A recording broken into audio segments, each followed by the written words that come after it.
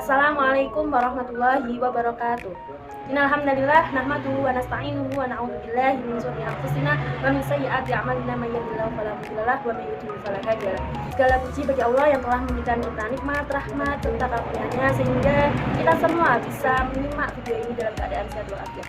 Tak lupa salawat kita salam semoga kita tercurahkan kepada junjungan Nabi besar kita Nabi Muhammad SAW, karena berkat beliaulah kita semua bisa merasakan kejayaan Islam di masa sekarang. Yang terhormat Bapak Dosen Teknologi Pembelajaran PAI, Bapak Muhammad Rizal Rifai, MPDI, dan yang saya banggakan teman-teman sekalian, saya Unsa Badiul Mujahadah absen 10 dari kelas PAI 6C dari kelompok 4 akan mempresentasikan materi kelompok kami yang berjudul Pengelolaan Proses dan Sumber Belajar pada Pendidikan Agama Islam. Langsung saja ke latar belakang, yaitu yang pertama, sumber belajar merupakan segala bentuk informasi, media, alat, atau lingkungan yang dapat digunakan untuk membantu proses belajar peserta didik. Pendidikan Agama Islam atau PAI berperan penting dalam membentuk karakter dan akhlak peserta didik. Pendidikan Agama Islam dibedakan dari dua kategori. Yang pertama yaitu pendidikan Islam eksplisit, yaitu fokus pada transmisi pengetahuan agama.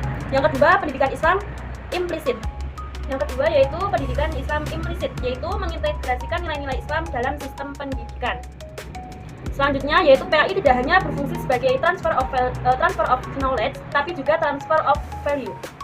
Dan pendidikan Islam harus relevan dengan perkembangan zaman dan kebutuhan peserta didik. Lanjut ke rumusan masalah. Yang pertama, apa yang dimaksud dengan pengelolaan pembelajaran PAI? Yang kedua, bagaimana perencanaan pembelajaran PAI? Yang ketiga, bagaimana pelaksanaan pembelajaran PAI? Dan yang keempat, bagaimana evaluasi pembelajaran pendidikan agama Islam? Pengelolaan pembelajaran mencakup aspek perencanaan, pelaksanaan, dan evaluasi. Pembelajaran harus menyentuh aspek kognitif, afektif, dan psikomotorik. Namun, pada saat ini, pendidikan agama Islam di sekolah-sekolah itu belum maksimal aspek afektifnya, yaitu pelatihan sikap dan psikomotorik yang diamalkan siswa. Karena telah terjadi banyak tawuran antar pelajar, minum narkoba, tidak disiplin, dan lain sebagainya. Kegagalan PAI karena lemahnya sistem dan manajemen, sehingga diperlukan kontrol kualitas yang baik. Guru perlu mengembangkan model dan metode pembelajaran yang asik dan menyenangkan. Pengelolaan yang baik dapat menciptakan pembelajaran yang efektif dan berdampak pada karakter siswa. Lanjut ke perencanaan pembelajaran PAI. Yang pertama yaitu perencanaan mencakup mempersiapkan materi, media, pendekatan, dan alat evaluasi.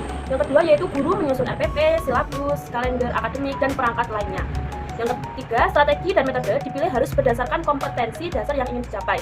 Jadi ketika guru ingin mengajarkan sesuatu kepada muridnya atau peserta didiknya, harus menyiapkan strategi dan metode yang tepat untuk peserta didiknya. Selanjutnya yaitu perangkat pembelajaran berfungsi sebagai panduan dan standar kualitas.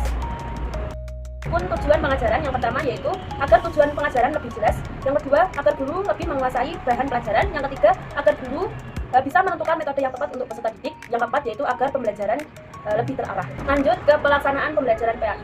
Guru, yang pertama yaitu guru bertindak sebagai fasilitator yang aktif dan komunikatif. Karena guru itu memiliki peran penting dalam keberhasilan kegiatan belajar mengajar.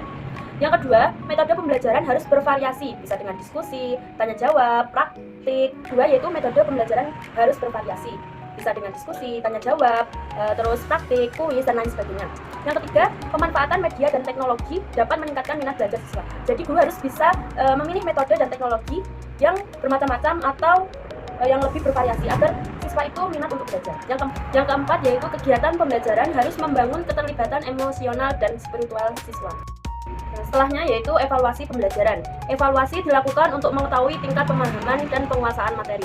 Jadi fungsi evaluasi yaitu yang pertama untuk mengetahui kemampuan siswa.